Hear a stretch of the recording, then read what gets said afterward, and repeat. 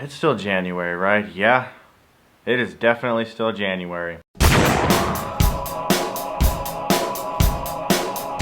Hansel and Gretel Witch Hunters stars Jeremy Renner and Gemma Arterton. The movie starts out with a kind of Tim Burton-esque feel. These two little kids get lost in the woods, their parents abandon them there. They of course find the house made of candy and there's a witch there, and stuff goes down, except it goes down a little bit differently like it does in the classic fairy tale, and eventually these kids grow up to be witch hunters. They are honored amongst the land as the people who are best at killing witches. They are hired as bounty hunters to do so, and in this one particular spot, these witches have been kidnapping kids, and they don't know why, and these kids are all just disappearing, and they are called in as bounty hunters to try to find these kids, rescue them, and kill all the witches involved. Now this movie had a lot of problems in production. The rating changed often, there was reshoots, it got pushed back multiple times, never a good sign, and now it's coming out in January, which is usually regarded as the trash heap for movies, and much deservedly so. Hansel and Gretel, I really did not like this movie. Now I can understand how someone might go to this film and have a lot of fun with it. It's definitely a mindless piece of entertainment where you can just kind of go and just, you know what, I don't care about anything that's happening on screen right now, I'm just gonna munch this popcorn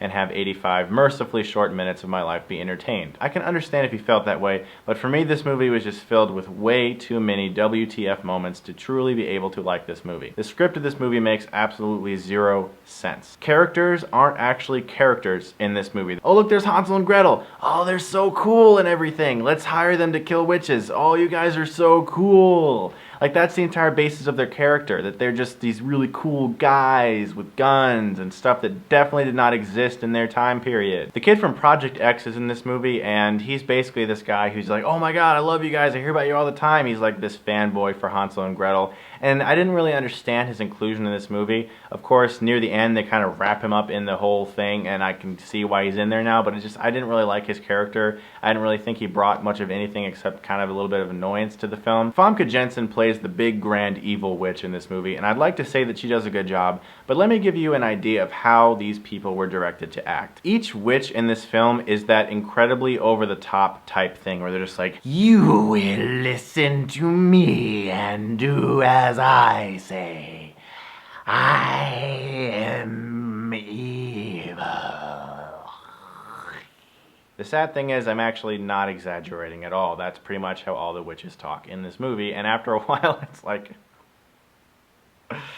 oh boy. This is definitely one of those exercises in 100% mindless action entertainment with characters that don't matter, plot points that don't make any sense. For instance, Jeremy Renner has this thing where he has to inject himself, according to him, every couple hours with this serum or he will die. Except there are long extended periods of time in the movie where you know that he hasn't taken any of it, but he's still breathing, so I don't really understand that. That's just a little nitpick though. Really my biggest problem with this film is that it's just so stupid and it doesn't make any sense sometimes. You can tell that the script and the direction for this movie was just completely off and no one really cared about anything. Like, characters just burst through doors, fall like 3 stories down, and like, oh, there you are, I've been looking for you. I haven't seen you in a long time, where'd you go? Oh, I don't know, I was out walking in the woods. How'd you find me? Oh, I just fell through the 3-story thing and here you are, yay, let's hug.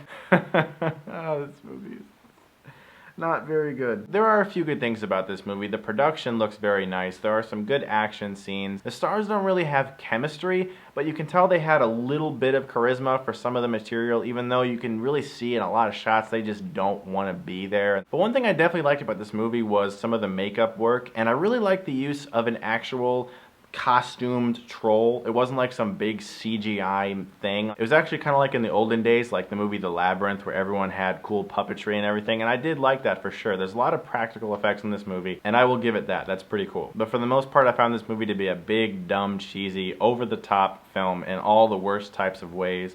I'm gonna give Hansel and Gretel a D. Thanks a lot for watching, guys, and as always, if you like this, and you can click right here and get Stuckmanized.